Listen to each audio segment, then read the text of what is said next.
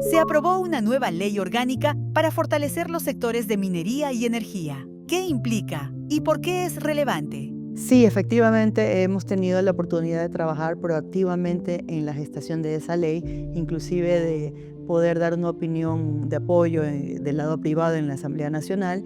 Afortunadamente no sufrió mayores cambios más que un par de temas, que es bastante, de lo que suele suceder históricamente. Y de lo que trata esa ley es una visión bastante diferente que las leyes típicas y está enfocada hacia haber recolectado situaciones o problemáticas reales, operativas, fácticas en el desempeño, en el desarrollo de inversiones en minería y en energía, y las ha tomado para aliviar procesos, pasos o tiempos que se extralimitaban. La ley plantea a la mina como un conglomerado productivo. ¿Qué cambia en la práctica frente al esquema actual de permisos y gestión? ¿Y qué problemas busca resolver? Sí, la primera cuestión que creo que es importante para los que nos escuchan es que no se refiere a un clúster como lo conocemos. Normalmente un clúster es un grupo de empresas que se dedican a una actividad.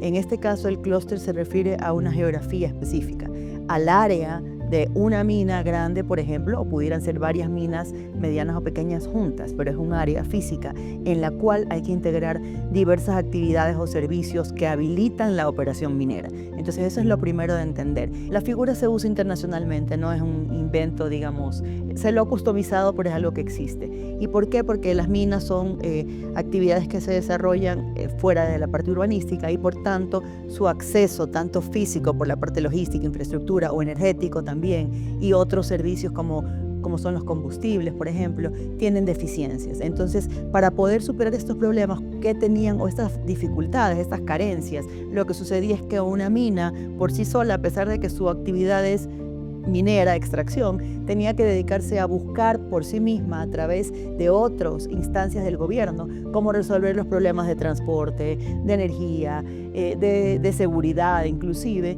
de manera dispersa y segregada. Entonces el clúster lo que ha hecho es una visión de integración de todos los servicios y necesidades habilitantes para que un área minera específica, que si los invito a verlo de repente es como un hub de desarrollo, pueda avanzar.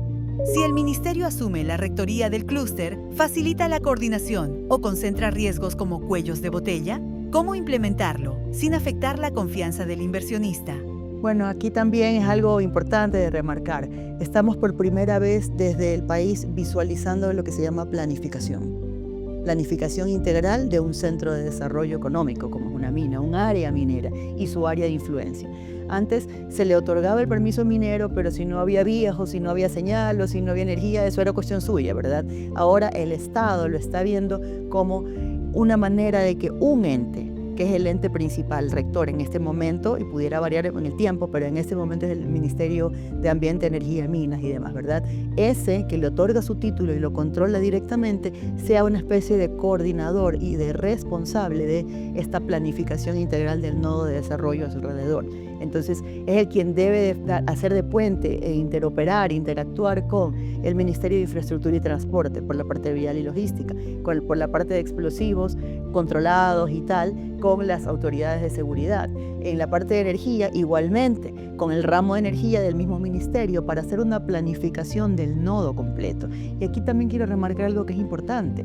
El desarrollo de un área rural, como son las minas, siempre, generalmente es así, no solo beneficia a la actividad minera, beneficia todo el desarrollo de una población, porque gráficamente no nos podemos imaginar una carretera que tenga 5 kilómetros de capacidad y no llegue a una arteria o a una vía principal, a una carretera principal. Tendremos que construir toda una vía de acceso desde la principal hasta llegar a la mina. Y con eso se va desarrollando la población, van llegando servicios básicos a toda un área geográfica mucho más amplia. Entonces el hinterland o el área de influencia de una mina, hablando socialmente, se acaba de expandir o se va a expandir cuando se apruebe un clúster, que es una figura que hay que aprobar, ¿verdad?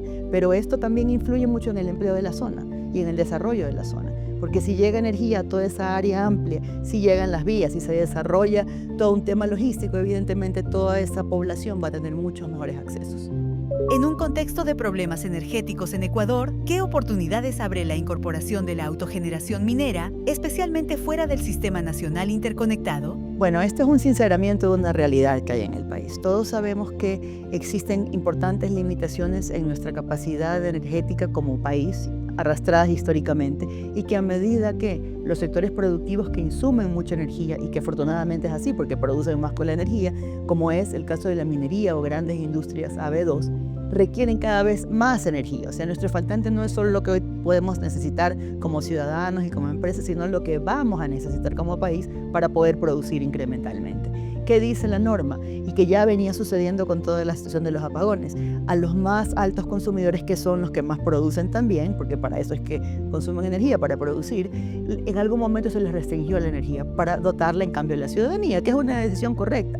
Pero visualizando eso ya hacia el futuro, se ha definido que junto con el título habilitante minero venga incorporada la necesidad y la decisión de esta autogeneración energética. De manera que pasaba, antes tenían que buscarla en otro lado, en la autoridad energética, y ver cómo resolvían no solo la generación, porque recordemos que la generación no es en el sitio. Normalmente un proyecto minero va a requerir generación para su necesidad, para su potencia, que es AB2, de una hidroeléctrica o algo térmico, y ninguna de las dos van a estar probablemente colocadas en el sitio. Entonces estamos hablando de temas de redes de transmisión también. Le va a venir ahora en el título su determinación o su segmentación como autogenerador. Todavía lo que no está determinado en la norma y vendrá en la reglamentación secundaria es de qué proporción de su consumo. Esa también es una buena noticia, que no tendrá que necesariamente ser 100% autogenerador, sino probablemente algún tipo de porcentaje dependiendo de cada proyecto. Pero te están avisando. ¿Y qué es lo que le importa al inversor? Claridad en las condiciones, previsibilidad regulatoria, no inmovilidad regulatoria, pero sí previsibilidad, saber a qué me atengo, cuáles son mis reglas de juego cuando tengo un permiso en cuanto a qué necesidad de inversión tendré que hacer yo necesariamente en energía.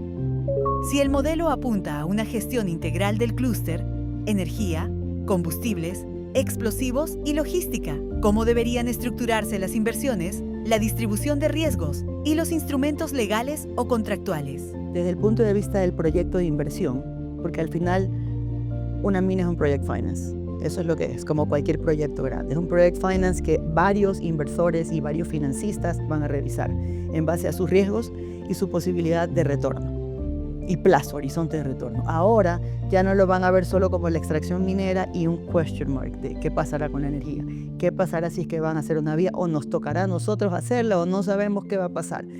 Tendremos las capacidades y los servicios logísticos, podremos tener una trazabilidad de la carga.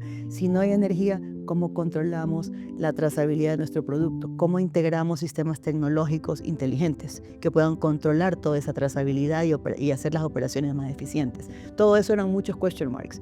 Y cuando hay muchas preguntas en la estructuración de un project finance, se vuelve o inviable o muy caro. Ahora, ¿qué vamos a tener? Si es que se estructura bien un clúster minero, porque aquí recordémonos que un proyecto de inversión no tiene recetas mágicas. No hay un proyecto de inversión que porque hay una norma, entonces todos los proyectos van a resultar bien. Cada proyecto tiene su propio mundo, su propio retorno y su propia realidad. Ahora hay que estructurarlo bien, habrá que presentarlo en dos versiones. Versión gobierno para que nos aprueben el clúster y versión project finance con esos riesgos dimensionados. ¿De qué se tratará? De que en el estudio de dimensión del clúster se identifique qué hará el gobierno y qué hará el privado.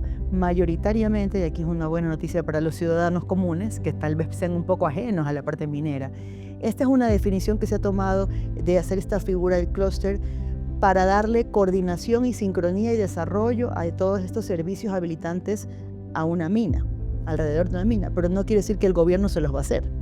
Quiere decir que va a coordinar que se desarrollen. En la realidad y en la práctica, como ha venido sucediendo en el país, el minero se las ha tenido que valer solas y las ha ido desarrollando al andar. Ahora, igual le tocará en una muy buena porción acometer directamente a ese privado a las inversiones, pero las podrá cuantificar, tendrá su horizonte de tiempo, sabrá que un ministerio de transporte, por ejemplo, ya conoce la vía que hay que hacer, que la tiene valorada y que probablemente lo que va a hacer el ministerio es la parte de la conexión con la vía central, pero que le va a aprobar pues también la vía que él va a construir. Y en la parte de aprobaciones y de planificación gubernamental hay muchísimos riesgos si no están previstos. Ahora, cuando se puedan prever, entonces el Project Finance va a resultar más accesible y esto implicará mayores inversores y mayores resultados al final. Si el clúster concentra servicios críticos como energía y combustibles, ¿cómo se garantiza un acceso competitivo sin generar barreras de entrada o costos excesivos? ¿Podría afectar a la pequeña y mediana minería o a los proveedores locales? En el desarrollo de grandes sectores, estamos hablando de que una mina afecta además al desarrollo energético, inversión en energía, inversión en infraestructura de logística y transporte. Esos son otros sectores estratégicos. Al menos estamos integrando 3. Yo le sumo un cuarto que no está allí, pero deriva de otro, que es la tecnología, las telecomunicaciones. ¿Por qué no teníamos? Porque no había energía. Entonces estamos hablando de 4 sectores estratégicos en uno. La envergadura de activos, de valor, en esos sectores siempre va a ser alta. Entonces efectivamente un proyecto, mientras más grande sea, tendrá mayor capacidad de poder acometer inversiones grandes. Sin embargo, estamos hablando de conectar redes de transmisión hasta llegar a la subestación más cercana, más disponible en la parte eléctrica, otro ejemplo, o generar una vía secundaria que nos lleve a una distancia importante de una vía principal. Esto, si estamos hablando de una empresa grande, tiene un poco más de viabilidad por presupuesto. En el caso de las más pequeñas, mira, yo voy a decir algo que es una frase básica de la primera clase de los que estudiamos proyectos e inversiones y desarrollo de servicios públicos, porque las inversiones normalmente van aparejadas a servicios públicos como son la energía y las telecomunicaciones y la infraestructura también. No hay servicio más caro que el que no existe. No hay servicio más caro que el que no existe. Si tú tienes millones y puedes pagar millones, pero el servicio no está disponible, es el más caro que hay. Entonces, hoy esos pequeños y medianos no tienen ese acceso y tampoco lo pueden desarrollar. Entonces, una especie de posibilidad pudiera ser que los pequeños y los medianos, que entendiendo que no tienen la capacidad económica para ellos desarrollar toda una infraestructura de otros servicios, aparte de su propia mina, puedan integrarse a aquellos que estén geográficamente juntos, para que dentro de un área geográfica puedan colaborativamente coordinar con las autoridades y entonces hacer de manera conjunta, y ahí se vuelve más económica también, toda una construcción de energía, de redes, de telecomunicaciones eventualmente, o coordinar con un operador que lo haga pagándose en el tiempo, igual en el caso de la energía. Para cerrar, pese a los beneficios que plantea la ley, ¿por qué persiste la resistencia y qué falta para avanzar de forma sostenible? Yo voy a ser un poco picante en la respuesta porque creo que nos interesa tener puntos de inflexión, ¿no? Primero, en la parte ambiental, yo no soy un experto ambientalista, pero soy abogado, he estudiado el tema y lo que les puedo decir es que no se han reducido las autorizaciones ambientales. Las que se requieren hoy son las mismas que siempre se han requerido. Lo que se ha hecho es cerrar el cuello de botella, que era un plazo infinito, para poder recibir esas autorizaciones o negarlas, rechazarlas u otorgarlas sin plazo. Ahora se estableció un plazo, lo cual es un derecho no de una empresa, sino de un ciudadano. Todos los ciudadanos en un país y en este país tenemos derecho a que las atenciones públicas se acepten o se rechacen dentro de un horizonte de tiempo no abierto. Entonces esto es algo que tal vez no se ha entendido bien. Y en el otro ámbito, que es el picante, cuando el status quo opera de una manera, no es porque las personas desconocen o porque se puede hacer de una manera que no han comprendido bien. Muchas veces es porque hay situaciones que tienen interés en que se mantengan. Entonces la pregunta que tal vez nos deberíamos de hacer es si detrás de estos argumentos un poco sociales, un poco a veces etéreos, de por qué la minería es mala, hubiera algún tema de que simplemente haya interés en mantener el status quo y no permitir que el país logre avanzar económicamente, hablando siempre, como siempre lo decimos, de minería responsable, porque lo otro es extracción ilegal. Lo otro es extracción ilegal. Y cuidado por poner tantas trabas a las actividades legales que invierten, que generan desarrollo y que con esta visión que me dan la oportunidad de comentar en este programa, es una visión mucho más social. Estamos hablando de que con estas nuevas figuras se viabiliza desarrollo social y economía en poblaciones abandonadas y que el Estado no tiene la posibilidad de atender. Lo que está haciendo es facilitar que una empresa privada invierta en su proyecto y pueda invertir en otros recursos y en otros desarrollos de servicios alrededor de su comunidad. Cuidado, mientras por un lado se trata de llevar servicios y accesos de energía, de conectividad, de logística a comunidades que son el área de influencia de un proyecto minero. Cuidado por bloquear eso, mientras tanto no nos preocupamos de bloquear otras cosas que sí no nos ayudan a todos.